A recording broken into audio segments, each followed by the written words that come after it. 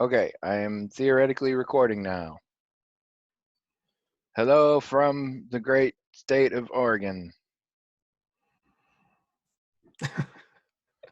Do I look different in Oregon? You do. You look You know what? completely different It's in because I Oregon. don't pump my own gas and I have no sales tax. So what's up with the whole not pumping your own gas thing? I didn't even know any place in the United States was Two did that. two places still do that. Oregon and New Jersey. Really? Yes. Hmm. And I don't know. There's a lot of theories about it. Um, there's some theories that it's a good makes good economic sense because there's a level of job that people can get sort of regardless of uh, qualifications. Um, Also, recently, somebody told my mother, we don't know if it's true, that it's more expensive to do places where you pump your own because the liability insurance for every random customer pumping gas is higher than the liability insurance for the one employee you hired. Well, if that's true, why would self-serve ever have happened? No idea. No idea. I like self-serve better. Growing up, I did not. I thought it was horrible, but now I hate waiting around for that person, and I don't know. I mean, I remember when in Iowa that was the thing. I mean, you pulled up and you ran over a little cable that made a bell ring, and some person would come out and you would tell them what kind of gas you wanted and how much. And Yeah, sometimes they'd wash your windshield or check your oil or something. steal your And hubcaps. and then and then self serve was like just like there might be one pump that was like that, and everyone else was full service. Yeah, And then it just seemed like it took forever, but then you would have a gas station where it was all uh, self serve, but across the street it was full service or whatever. But the thing is, though, I think the gas always was cheaper. I mean, the gas was always cheaper across, at the self serve place. I think that's why people used it. So I don't know. yeah. I'm not sure I'm buying the argument that some random person told my mother, but I don't worry about it too much. Hello, everyone. Welcome to the Magical Talking Hat podcast, the only podcast that is now unicoastal. Before we were anticoastal, but now we got one coast involved. Because I'm over in Oregon, um, hanging out with my family while my dad dies. Um, So you and I haven't talked at all about any of this yet. So I'd like to know what's going on if you want to yeah. talk about it. Um, it's not great. Right. uh, it's funny though, because like your father has brain tumors and he's gonna die soon, and his sense of self is gonna leave quicker than he dies. You should come see him one last time. You th- you think you know, like you try and prep yourself, Sure. Right. and what it turned out, at least for me, is like all the things I was expecting to be bad weren't bad, and then other things were, and Mm. like I mean, especially in like the first day or so, my issues had nothing to do with my father and it had to do with the dynamic of my family. And I'm still struggling with this. I feel like I'm doing the least because we're all over there. My brother's still here now, and my sister comes every few days, and they're just running around installing shower heads and moving furniture and stuff. And I feel like I'm not doing enough stuff. And I'm the one who's going to be here after my brother leaves. So, Mm. um, and that's just weird. Dad's not quite how I expected. I mean, he's losing it fast. Um, Oh. he gets bits and pieces. He's probably not too far from not being able to get around anymore. He's already at the point where we have to help him to bathe or to go to the bathroom. Um, but yeah, it's just I don't know. I am doing pretty poorly, and I'm sort of figuring it out as I'm going along. I think I'm getting closer to a sense of how things work, how things are laid out, and that's a little bit better. I still don't know what to say to the public. So I go to the car rental place, and uh, we're filling out the paperwork, and the guy goes, "So what brings you to Oregon?" Mm, And there's just a pause, and then I was like, "Coming here because my dad's dying.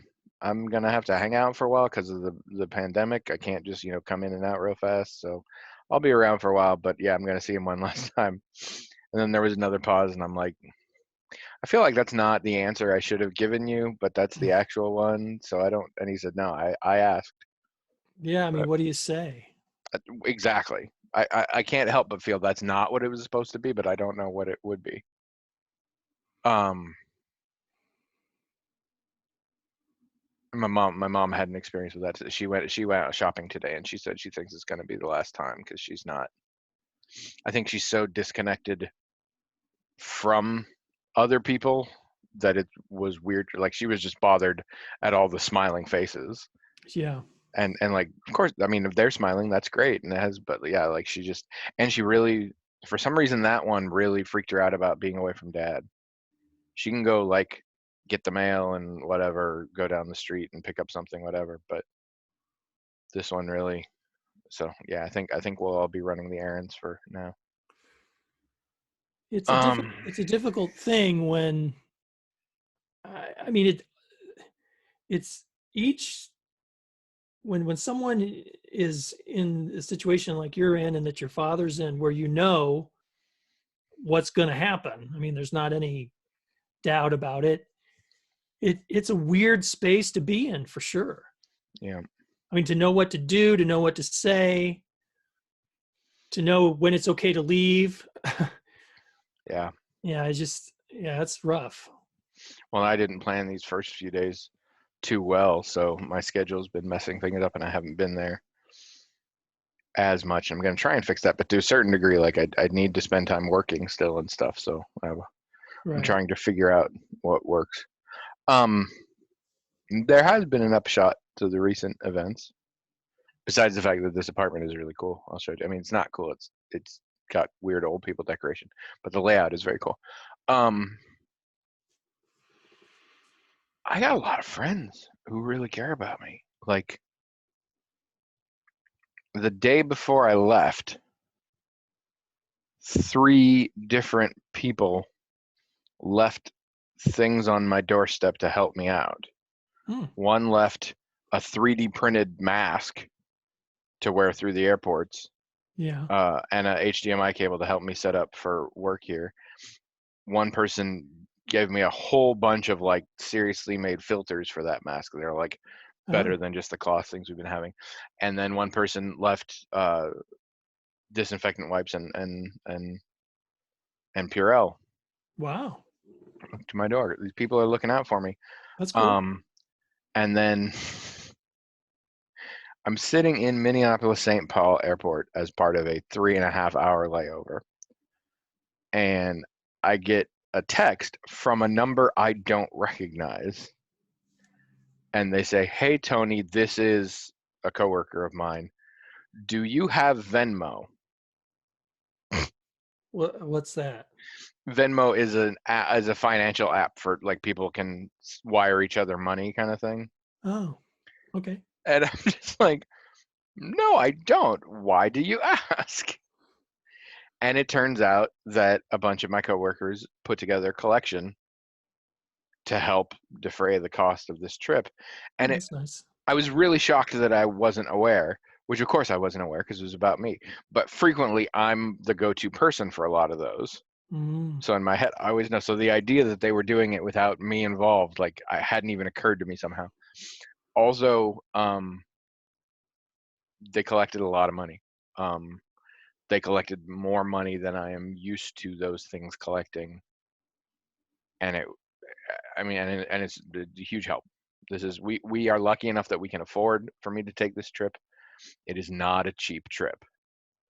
Um, And so it's been huge, but I was just overwhelmed by it. I couldn't believe it. That's very cool. Um,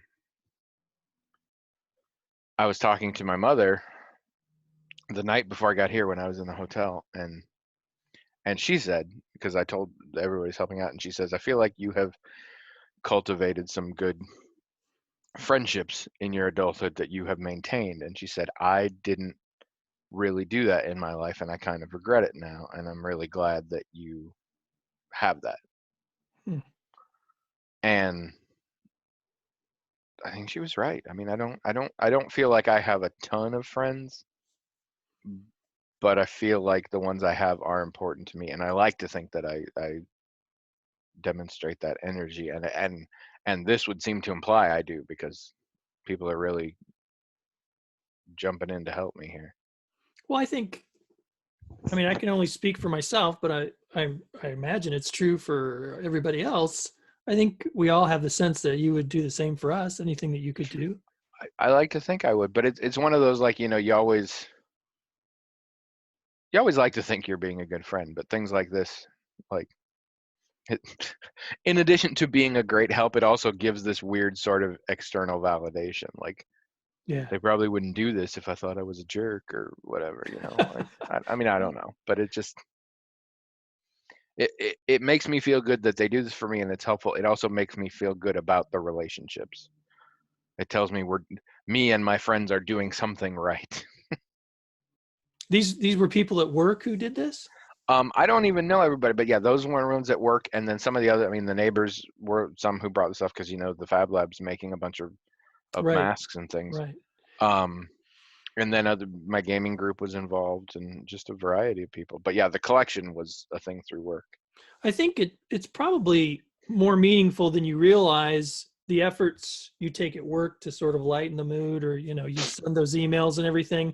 I mean, I think that is meaningful to people. Sometimes they might not realize it completely at the time, and when it's happening, but then when something happens to you and they think about, whenever you hear about something happening to somebody that's like, negative or bad, you almost always think about that person in terms of, what kind of impact they've had on your life. And I'm sure they thought about all the times where they were in a conversation with you, or they got an email from you, and it's like, wow, he seems like a nice guy, and he kind of lightens the mood around here. And sometimes it really makes my day. I mean, again, I think people who do things like that, and I know you do those types of things all the time, I think sometimes they don't realize the impact that those things have on other people. They might seem small, and sometimes you might think you're entertaining yourself mostly, but I think they are meaningful to Well, people. and people are appreciative of the things I do, whatever, and they all say that, and that's nice. But I mean, this is really impressive. But saying of not realizing, so today, because it's Thursday, I only know this because we're recording. Holy crap. Days don't matter much now that we're all in the COVID world, but they really don't matter out here with my parents. Like, we all keep losing track of what day it is. Mm, Um, but it was Thursday, so I had to send out the timesheet reminder for work to everybody, my little funny jokes or whatever. right. Didn't have it in me, but I felt I would sort of share this newfound lesson with people, and I said, like, most of us like at least some of our coworkers. There are people there that we really like, and everybody should make sure that those people know that during this time when we're separated from each other and things. Yeah. Tell your coworkers and stuff that you really do appreciate them. Right. Um, and and I send this not thinking. Ton of people writing me back and are like, I appreciate you. And I started it by saying, as some of you know, I'm having some crazy family stuff, and I had to go to Oregon for a while. I didn't realize, out of the hundreds of people on this email, of course, most of them didn't even know. And so they're all like, oh my God, there's everything. And I'm like, I don't even know what to say to these people. But tons of them, I finally wrote a follow-up and was like, just so you know, I was not fishing for everyone to tell me that they appreciate me, but it is nice. Thank you. But because immediately after the first one came, I was like, oh crap. That totally looked like I was fishing. Hmm. I think people generally feel a connection to someone, like you were just saying. Some of the people didn't know or whatever. It might be the only interaction you have with them are these emails, But when someone is entertained by someone, they almost always feel like they have some kind of, almost Oh yeah, familial connection, like how our listeners think that we're buddies with them. Cause we are, cause we love you all. Yes, we do. We love you all. Right, you want to see the For apartment? reals. For Sure, real yeah. use. Yeah. Right. So I'm sitting currently in the living room area. So we got a little love seat here, a couple of recliners, the big couch, the fireplace, the TV I have yet to use. But there's just lots of seating options, which is good because nothing is good for my back after a few hours. Like I have to switch it up a lot. And so Oh, sure. I've got a lot of various options. Here's something that I'm excited about, but I haven't had a chance to use yet. Seated elliptical machine. Oh. So that's going to be very good exercise. As you can see along here, there's an incredible view, and you can't see any of it because it's like in the 70s right now. It's kind of hot, so closing that. But I do have this one open, so you can see outside. This is the kind of view I'm dealing with. Oh, wow. Yeah, it's really, really nice. So this is my kitchen. Whoops. Oh, there it goes. The Pretty video. good sized. This is the entryway, and this is where I just dump all of my clothes because the washer and dryer are right here. So I come in, I'll throw all the dirty clothes on the floor, and eventually I'll have to move them the 4 feet to the washing machine. I can't see what you're seeing, so I hope that some of this is making sense.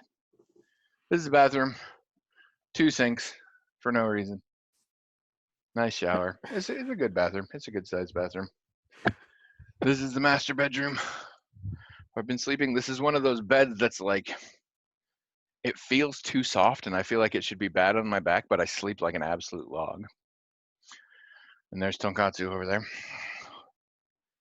And then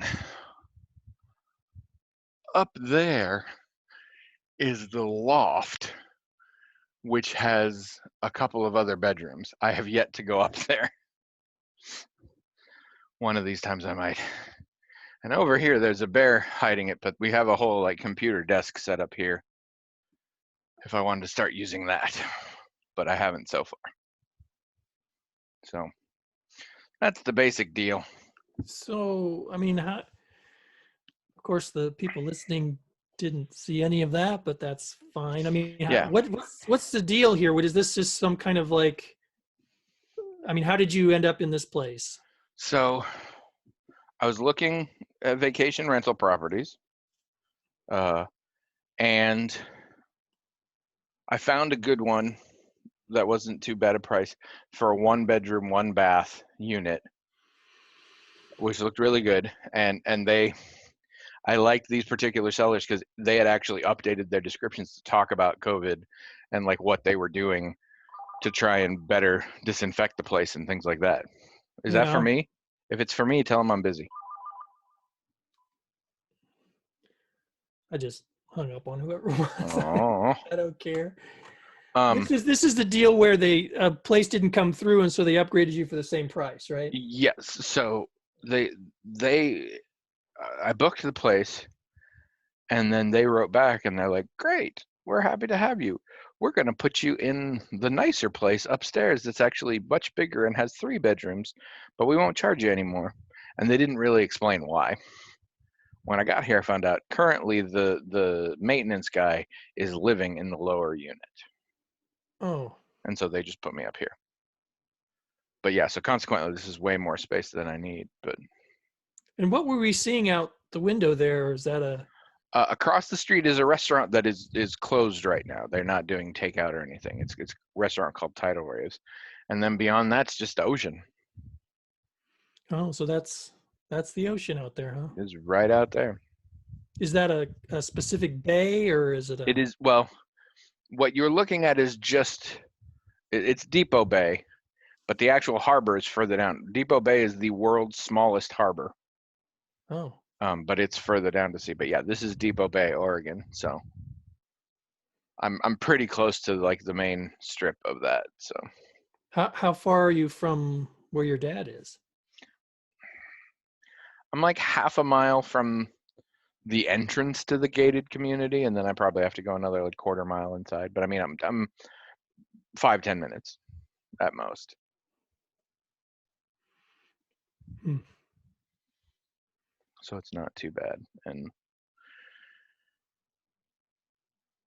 my brother is here. He's staying at a hotel. He actually just changed it. He was going to leave Saturday morning, and now he is here through Monday. And my sister was down here Tuesday when I showed up. And then she is coming back tomorrow, and she is coming back Monday. Partially to help out, but also because then it gives her a chance to see us. She lives nearby, though, right? In a relative sense, she's like an hour and a half away. Oh, okay. But she also doesn't. She's staying at home. She doesn't have a job at the moment, so that also like her schedule is much more free. Is that related to the outbreak or just? No. She hasn't for a while. Oh, okay. No, she's not unemployed. She's currently not working. Okay, understood. And yeah, her husband is still working because her husband is crazy essential. He's part of the employment division of the Department of, I don't know, of the state government. And he in particular handles a lot of the Spanish language stuff because he's bilingual. And so he is incredibly essential and yeah, is sort of nonstop working. And then their daughter is back from college, isolating in the house. So Oh, you're not going to see her then, probably. no, I'm trying to keep distant from my brother and sister. We kind of keep forgetting because we're all in the same house, and we're like, oh crap, right? Like yeah. As I was leaving this afternoon, my brother gave me a pat on the back, and as I walked out, I'm just like, that's not, no, we're supposed to be. But none of us are distancing from my parents, so it all becomes sort of moot. So, how's your mom holding up aside from having difficulty going on the errands and stuff?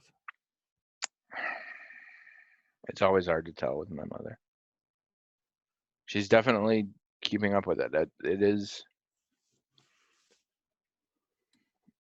She is not in a position where she should be a primary caregiver. She's a 77-year-old woman with a lot of her own medical issues. We're still figuring that out. But of course, the timing on everything is just crazy. We don't, Right. at this point, he could be dead tomorrow. We don't know. He also might make it for months more. The stuff he gets and the stuff he doesn't get varies. His communication is not only diminished, but in some ways it's just altered. I'm starting to figure out hand motions he does and what those mean, which usually they mean I need to be more quiet. That you need to be more quiet. Well, that it needs to be more quiet, but it's usually my fault. There are quite a few things where he's napping and we're in the same place and he thinks we're too loud, but he doesn't. That's not what he thinks. He just thinks the sound is too loud. He starts thinking everything sort of systematically. So like when he tried out the new bed, he was asking, he's like, it was too loud. Was that part of the test? Like, are we testing how it sounds when I'm in the bed? And we had to explain, like, no, that'll vary or whatever. We just want to know how it felt. And just today, he got up from a nap to use the bathroom, and we had been sitting there, and he said something about there's too much volume on the TV. And then when he saw Mom, he said the bed's comfortable, but the sound is too loud. And I was like, he's talking about us. And one time when we couldn't figure out if he was snoring or shushing us, because my brother and I are talking, and every time we get loud, he'd go, and we couldn't be sure, but it started being coincidentally right at that time. And I'm like, finally, I'm like, I think he's telling us to be quiet.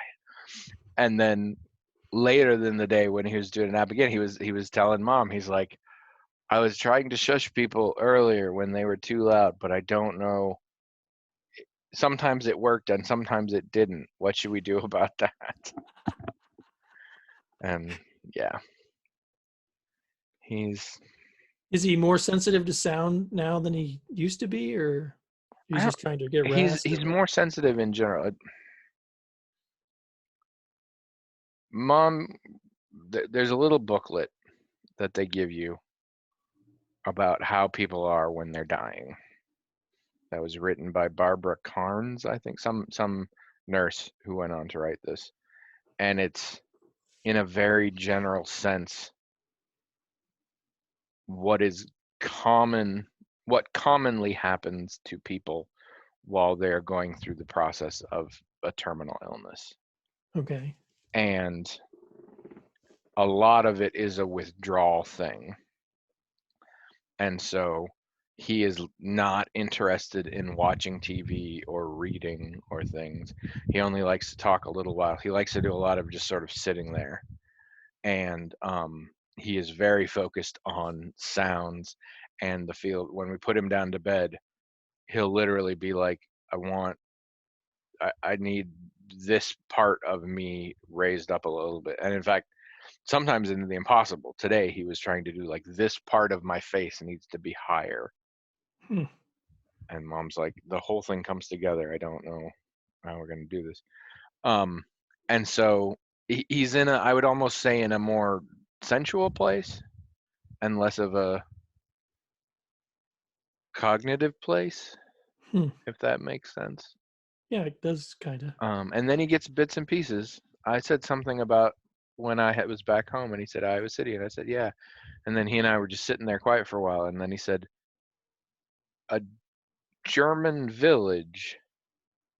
And I said, yeah. He said, near where you live. And I said, the Amana colonies? And he's like, yeah. And he said, I just pulled that out of nowhere. And so we get bits like that. Had you ever been to the Amana colonies? He had been back in the day when he had visited. Yeah, he's been there. He knows about them. Like, that wasn't a coincidence, but it's, yeah. You seem tired. Yeah, I'm sleeping great. That bed's amazing. And also, I'm in a state with legalized cannabis, so I'm sleeping great. But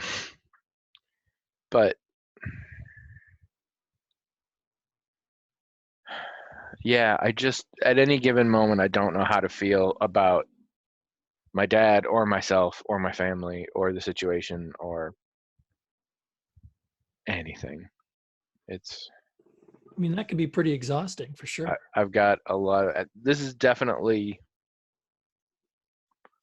emotionally more challenging than most things I've had to deal with. And I think partially because of the fact that, like, so much of it is not my dad. So much of it is my guilt about how much I'm helping or my relationship with my other family members.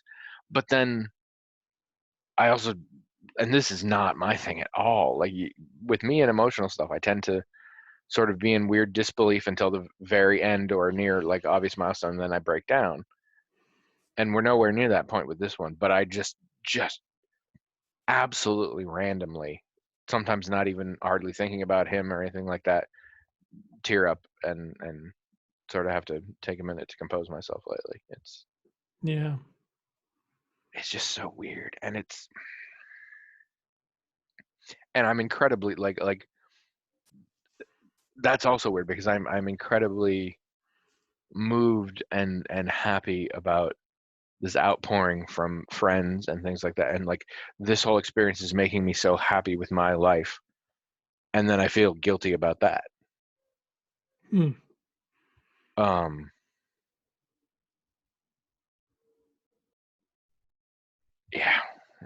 there's just so much going on in my head at any given time. And it's tricky. And I'm afraid it doesn't make for good podcasting, people, but Remember, our content has always been quantity, not quality. Well, I mean, Promised you that from day one. I'm sure that I'm not the only one interested to know what's going on. Yeah, I keep forgetting who knows. I feel bad. I have a friend who listens to the podcast, so she'll hear this, and she is checking in with me regularly, and I'm not saying a lot back. And it's not, in general, people who are contacting me and not getting a lot back. This probably actually goes for you too, because you aren't hearing too much from me. I'm not. It's nothing with you guys, and I'm not, suffering so badly or whatever. I'm most of the time I'm busy with the family, and the time I'm not, I'm really playing the, be quiet, be by myself, distract myself from it, like Right. trying to forget what's going on for a few hours, Yeah. kind of thing. And Sure. I do get tired talking about it, Oh, yeah. and that's my own fault because I tell everybody about it. But and like even now, I feel like this is such a terribly uninformative description of the situation, and that's part of it too. Is like I don't like talking about it because I don't feel like I'm explaining it well, or that I could, because I'm confused about how I'm feeling. Right. But I absolutely appreciate everybody, reaching out, and I am so. This whole experience has put me in such unique positions, and one of the big ones is to be just incredibly humbled by the apparent amount of love and support I have out there that I kind of always knew was there, but like such demonstrations of it. Yeah. To the degree that it genuinely makes me feel better about myself. I'm like, I must be doing something right that all these people care this much. Yeah. Well, again, I can only speak for myself, but yeah, I'd say you're doing a lot of things right. And so everybody who's supporting me is doing a great job. But there's just stuff, and it's still. This is what, day 3 or something, and I'm gonna be here for like 15 of them. So I'm still getting my head. I'm learning how better to time my work situation because I am still working. And because of the time shift, I found that getting in some hours in the morning when they're not ready for me over there helps, Oh, and things yeah. like that, and learning that it can be a good distraction to work for a little while and stuff like Yep. that. So That's right. I'm getting the lay of the land still. I think things are gonna get better. For me, Right. Right. Right. not for my dad. Right. He's not getting better. But yeah, it is what it is. What's happening in the rest of the world? Did you do anything interesting this week? I mean, I remembered that film I wanted to talk to you about. Remember, I couldn't remember what the film was that I watched. Oh yeah, what was it? It was 1917. I don't give a crap about military movies and war movies, but so many people of so many diverse backgrounds and stuff talk about seeing that movie and really loving it. I feel like I should watch it. I mean, one critic asked the question, do you know how that there's sort of a gimmick to the film? Are you aware of that? Or Yeah, it is mocked up to look like it's all in 1 or 2 shots. two shots. Yeah. Yes. And it's not real. They use trickery to do it. But yeah, it's meant And you to can look that way. sometimes tell when they're doing it. The trickery, I mean, sometimes. I do have a criticism of it, though. I mean, I don't know if you want me to share it with you or not, but are you planning to see it or? At some point, probably, but I'm not. Okay. I mean, is this a spoiler situation? Do we? I don't think so. All right, then I don't care. Go nuts. Well, okay, so I'm sure that, if you think about it, maybe you have thought about it. When you're watching a film the way they're normally made, that each scene is really sort of crafted, right? Like, what's the angle going to be? When are they going to cut from one person to the next? When are you going to be looking at this person's face while this person is talking? That kind of thing. Yeah. Well, when you decide you're going to make a film with just one continuous shot, you Now, hamstring yourself at best. oh yeah, all of those creative things that you can use are gone now. You've got camera movement. That's it. That's all you've Yeah. got. Well, you've also got you can do fancy things with the costumes and the sets and things like that. Yeah. And there was famously a movie, I think it's on Netflix, called The Russian Ark, that is an 85-minute movie that is literally all one take. Yeah, I think Like Rope. no trickery. I think Rope is one take. I haven't seen it for a long time. And it's an interesting idea. If you, there needs to be a reason why you do it, I think.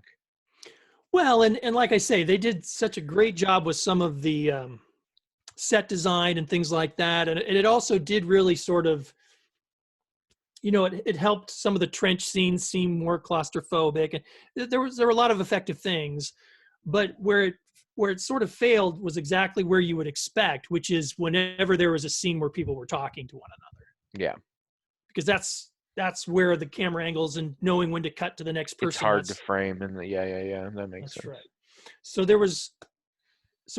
were some people have criticized the film for the script and for the acting, but I'm not sure how valid that is, because one thing that happens if you don't construct a scene right with the camera angles and stuff is the script, like what people are saying and how they're saying it, can seem wrong.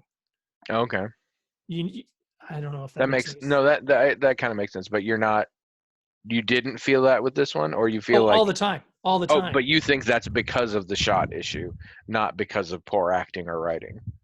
No, I don't think it was. I mean, when I first got done with the film, I thought that there were a couple of places where I thought the acting wasn't good and the script wasn't good, but I also knew about the problems with how they couldn't build those scenes. And then the more I thought about it, and a lot of people criticized it for the script and the acting, the more I thought about it, the more I realized, I think it's all about that. Because one of the scenes where I thought the acting was particularly off had that guy in it. Oh God, I never can remember his name. He in the new Sherlock Holmes things, he's Moriarty, and he's also Mark Strong. No, not Mark Strong. The hot priest in Fleabag or whatever. Oh, Andrew. Oh shit! I just learned his name the other day. His first name is Andrew, I think. Well, anyway, yes, I know who you're talking about. Andrew Scott, maybe. Andrew Scott, I think. I don't remember his name, but you know who I'm talking about. I do. He's in it, okay? And when he shows up in the film, his acting seems so wrong for the mood of the film. It seems like over the top. He's not one of the. Usually, people are very positive about his performance in it. He's a remarkable actor. Yes, and that's what I'm saying. Yeah. I'm saying that. You're right. There must be another sort of factor here. That's right. And when I think about, well, how could they have, if they weren't doing this gimmick and they were shooting it, picking what angles and stuff, especially if they informed their building of the scene by his acting style and his acting choices, oh my gosh, the scenes he was in would have just blown you away how good they were. But it just didn't, with the camera and with, a lot of times when they cut from one scene to another, it's okay for the mood or for something in the film to change somewhat dramatically. Yeah.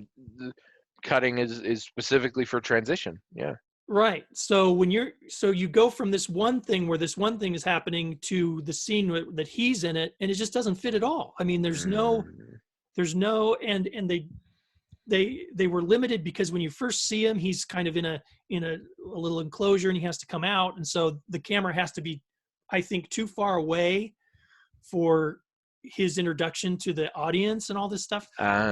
It just, to me, after I thought about it some more, I realized that, no, I think the script is probably okay and the acting is probably okay, but people don't realize, I don't think, how much an actor's performance is helped by all of the editing that goes into figuring out, okay, well, are we going to be on a close-up now of this person while they're delivering this line?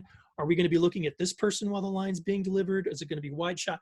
All of those choices that are made actually has an impact on how the script and the acting comes across. Which, of course, when you put it that way, it's like, of course it does. Yeah.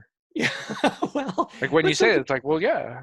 Right, but no, like this is not something that occurred to me before, like with that other movie I told you about, that really is a single cut. It never occurred to me, wow, this is going to screw up shot construction. But now you say it, and I'm like, well, of course it would. Right. Well, of course, How did I not think of that before? the answer, well, maybe, have you seen that movie, the One Shot that you're No, talking no, no, about? I haven't. I haven't. Okay. Well, So okay. maybe that's So, it. Maybe it wasn't right in my face, and so I didn't well, see the experience. what a person needs to do in a situation like this, like when you've decided you're going to use this one shot gimmick, you also need to be aware right away of all of the things you're giving up creatively, all the tools that you're not going to be able to use. Now, the answer to that is to craft the heck out of everything else, which is what they did do that with all of the set designing and everything else, and the lighting, and some of the lighting effects were, I mean, some of the shots in this film were truly amazing, but they didn't. They needed to also craft the heck out of the scenes where anybody was having a conversation. They needed to really, really think about that, and maybe even if the script was actually pretty good, they needed to figure out how to pump up the script in those places, or else figure out some really interesting and novel ways to do the camera work when those scenes came along. But I think they focused everything on punching up the sets and the lighting, and making these fantastic set pieces, which really were fantastic. And they just sort of thought that the strength of the script and the acting, like they got this great actor, right? And they got a pretty decent script. So I think they felt like that'll do it, and yeah, we'll think about where the camera's going to be and how it's going to move, but that'll take care of it. Well, it didn't really. And another thing I didn't notice while I was watching it, but I heard from someone, was that not only was it going to be one shot, but they already decided that the camera was always going to move forward. Oh, okay. So they even limited what the camera movement would be. I mean, they already limited themselves to camera movement. Now they're limiting themselves to how it's going to move. And I think, and I don't think you have a point. Like if you're going to do that kind of gimmick, have a point why you're specifically like that, and be very cognizant of what you're giving up, and that's worth it. Well, not just do it because you can. Right. And I think, I don't think I'm the only one, because I've heard a lot of people like I said, criticize the script and the acting. And because I know that guy's work, and I also did appreciate some of the things he was doing as an actor, I didn't fault him. I faulted the direction.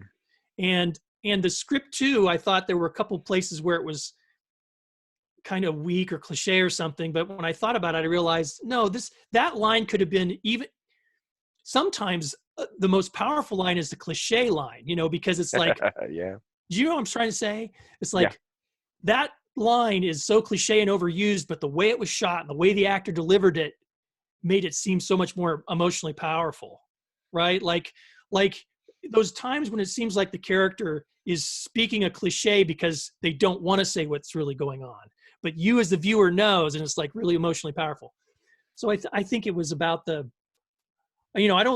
person who wrote the script, for example, if they'd never written a script for that kind of movie before, they just wrote it as just a movie. Yeah. And the actor, for that matter, he acted it the way he would act in any situation, expecting that the director was going to shoot it in a way to get the most out of his performance. Yeah. But that didn't happen. So I'll have to check this out. Give my take on it. I think I got time. So. Well, I think it's a fine film, and I think, it won awards and stuff, so it's worth seeing. But I'd be interested to know if you notice any of those problems, or if I'm, maybe it's all just in my head. I don't know. All right. So I draw something out of the hat. I got to do it because it's with me over here in Oregon. Yeah, let's do it. All right. Not putting it on camera. I don't want to sear anybody's eyes. Although it did not travel super well. This is a pretty beat up question here too. Speaking of which, we didn't say how the show works. It'd be weird if you didn't know. Please write in themagicaltalkinghat@gmail.com. We need more questions. This one is from Beth. Okay. Beth says, are you making big plans for the 500th episode and or 10th anniversary? I'm making my small plans. Oh, you are? I didn't. In my head. Well, it's my standard thing. I have an idea. I have no idea, or I have no knowledge or inclination as to how to make it a reality, but I have an idea. Okay. I want a live, probably chat audience for our 500. Hmm. I want to have a live chat room going, and we will live broadcast that one. Well, I mean, wouldn't we just do the same thing we're doing now, except more people get invited, kind of thing? Possibly. Hmm. Yeah, that actually might work. I haven't thought about this since we started using Zoom, but yeah, it might work on Zoom. And it's not like our chat rooms can get that big because we don't have that many listeners. No. And then you minus the people that wouldn't be interested in doing Or it. wouldn't have the time on their particular schedule for when we're Right. doing it. Yeah. So you want to do this for 500 or you want to do this for 10th anniversary? Which one did you want to do? 500, I think. Yeah. That's that. Speaking of which, what episode number is this? This is episode 747. Try again. I'm wrong? It's What did not? you just say? I said, oh, the wrong thing. That's what I said. But you know what is hilarious? 474. Before you said it, I said, just- what episode is it? And in my head, I was like, it's 474. And I said to myself, like the airplane. And then I'm like, no, that's the opposite. And then you said 747. I'm like, I must like have the picked. airplane. I must have picked it up Yeah. psychically. You messed me up. 474. 474. Not You like know, any airplane.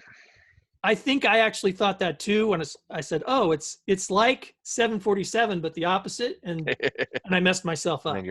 Speaking of airplanes, let's talk that for a second. Okay. My trip out here, Right. because that was Bizarro World. It was. Oh, because there's so Nobody's many- traveling. Yeah. I go to CID, and I had to check in because I had to check a bag, and there's two people there, and there's this woman. Then I leave and I go to TSA, and it's like closed, like nobody's there, and I walk up, and so somebody comes out, and I had my own personal TSA team because there was no one else, so like 4 TSA agents all helping me get through things. And then I get to the other side and I get to my gate, and it's the same woman that checked me in at the front because they just don't have that many people in. This is Cedar Rapids you're talking Yes. about? Yeah. Yes. And it turns out we have 9 people on our flight. Oh. And it's a small plane. It's one of those two-seater, like on each side. But that still holds probably like 40, 50 people or something. We had 9 people. But what I love is I get in to my seat, and I had an aisle seat, but there's nobody next to me. So I kind of move over to the window. Opposite me, sitting down eventually, 2 gentlemen who don't know each other sitting next to each other. And I And they turned to didn't- him, I'm like, did you travel together? And they said, no, this is just where we signed. I was like, that's insane. But luckily, the flight attendant, once everybody got on board, came over and was like, are you 2 together? And she said, no. And she's like, that's insane. So then she spaced everybody out because we were all kind of like, but it was so weird. I was like, 3 out of these 4 seats are taken on a plane with 9 people on it. What is happening? So then I get to Minneapolis, Yeah. and there's definitely more people there, but still not many. And what made it especially weird is there's one point where I'm walking through a particular area, which is like a crossroads, and there's shops, but they're all closed. But I suddenly realize I know where I am, and I hadn't realized that's where I was because it looks completely different without throngs of people. Because it was a particular part of the airport that just had a ton, and there were like 4 people there at the time. And so that was so weird. But also, they have a tram moving from concourses and stuff. Yeah. That is not running currently. Oh. So I got to walk all the way to my other one. Yeah, it's a long way sometimes. With my back, it was really bad. Right. But what? So I get out of my plane and I'm going to find my new one, and I'm at 23D is my gate, Sure. and I'm in the C concourse now. So I'm like, okay, tram's not running. I have to walk the whole C concourse. It takes forever. I had to rest sometimes because it's really hurting. And then I get to the D concourse and I get in there and I look, and there are 6 gates in D, 1 through 6. On Yeah. 23, I'm like, how is this? And I check again. 23D is my seat assignment on the next plane. Oh no. I No. was just like, oh, fuck me. Where do I have to go now? And I look, D4. Oh, well that's But pure coincidence, I might have had to walk like 2 extra miles somewhere, and I had gone in the wrong direction. Like, I was like, oh, that's a freebie. Like, I did not deserve that much mercy from the universe there, but thank you, yeah. because I would have died. And that was fun. So the second plane is a big plane, and also they had canceled the earlier one before, so it's like all of us. So she said there's more people on this plane than we've had in a while. It was still like less than 40 people in a plane that holds 139. So it wasn't a lot. I still ended up in a 3-seat row by myself. But so they're being smarter now, and they're like, we're going to load this differently. We're going to start from the back. And I, of course, have to stop myself from yelling out, that's how we always used to do it. Makes more sense, but I didn't do that. But they're like, so we're going to start. And she's like, so do not come up here until you hear your row called. Right. Like, we don't, and stay like 6 feet back. There were still creepers. Huh. I guess you don't travel on planes so much, but a significant percentage of the population has this need when boarding starts to start creeping around and sort of crowding in the area where you go. Okay. Like, wait, as if they're worried that the plane is going to take off without them. But this one, like, there's not that many of us. And they specifically said, and there were still creepers. I was like, what is wrong with you people? Get the hell back. That's what you call them, creepers, those That's people. what I that, call them. yeah. I don't know. You guys go on the blog and say, maybe I just made that up. I know that those of you who travel on planes know what I'm talking about, but what do you call them? Those people. To me, they're creepers because there's this style of trying to look like you're not waiting, but you just kind of shuffle closer. Yeah. It's the dumbest thing. And I say this as somebody who occasionally does it. The peer pressure gets very strong. There gets this sort of group think where you're like, they're all doing it. Maybe I should. And I think part of the thing nowadays is because we're not afraid the plane's going to go off without us. We're afraid they're going to run out of overhead space for our luggage. Yeah, I was just going to Have to say. check something. I was just going to say. But again, like 139 person plane, we had like less than 40 people. It was not a problem. Yeah, just blew my mind. Were you originally going to go through Denver? Or so we were picking planes. We were picking flights. I like Delta in general, and Delta has been pretty good about what they are doing during the coronavirus. Sure. And in fact, they did well on the plane. The snacks and drinks and stuff, they have these pre-closed bags that they just toss you one, and it's got a little bottle of water and a little thing of Cheez-Its and a little thing of cookies and a Purell towelette. Oh. So it's very nice. Yeah. And minimal contact, and it's great. But it was a little. Trish thought she could find a cheaper one, so she was looking around, and we could find some cheaper ones. And then I'm like, wait, the connecting airport might matter here, and I feel like Denver's bigger than Minneapolis. And so we start looking things up, and then what I discovered is the CDC map of how the states are doing. Colorado's the same color as like Texas and California. Like they have a ton of, and I was like, yep, I'm not sure how much it's going to cost difference, but I'm not going through Denver. Thank you. Because Minnesota was in much better shape. And I still think that was a good call. But, and also Denver's just huger in general. So. Well, I heard today that, let's see, Minnesota, Michigan, Illinois, Indiana, Ohio, and Wisconsin are all going seceding. They're all going to try to coordinate their opening up their states. Like, oh boy, it doesn't mean they're going to do everything the same at the same time or whatever, but they're going to like check with each other, and they're going I guess ultimately that's a good plan. in my head, this implies they're going to move on a faster timetable than I think is wise. But the base concept of sharing information and coordinating, I think, is a good one. So. I mean, some of them are Democrats and some of them are Republicans, and well, and they're all Wisconsin is having people are literally protesting the stay-at-home order. Like there are literal protests happening. I thought that was Michigan. Maybe they're all those states look the same to me, but yes, one of those states is doing that. So it's really all over the map. Well, some people are complaining about some. I don't know. There's some rules that they don't quite understand. Like you go to a store and there's certain things you can't buy. Yeah. Like paint or whatever, and they don't understand what's going on with that. So I don't know. Yeah.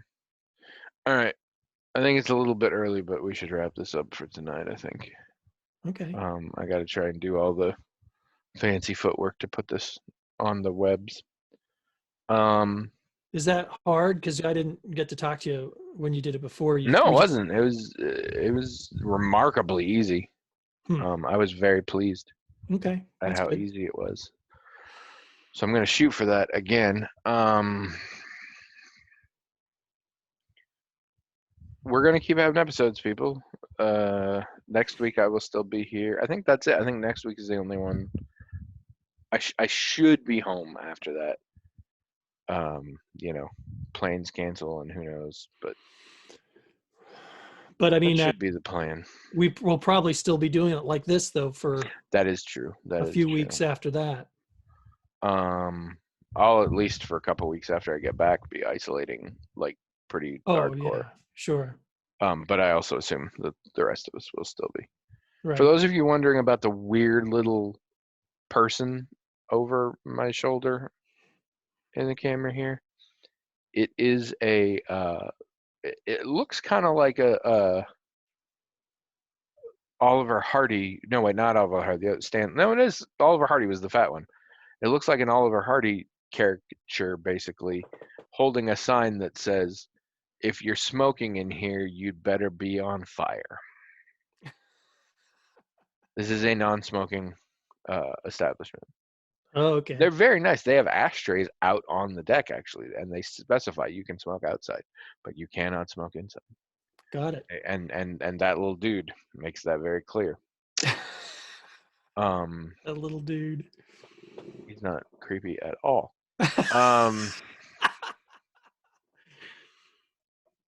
Anyway, go to the blogs, magicaltalkinghead.com. Talk with us there. We will try and talk back, and we will talk again next week. And everybody, stay safe and a good. Again, everybody, thank you for your support in this time of stuff.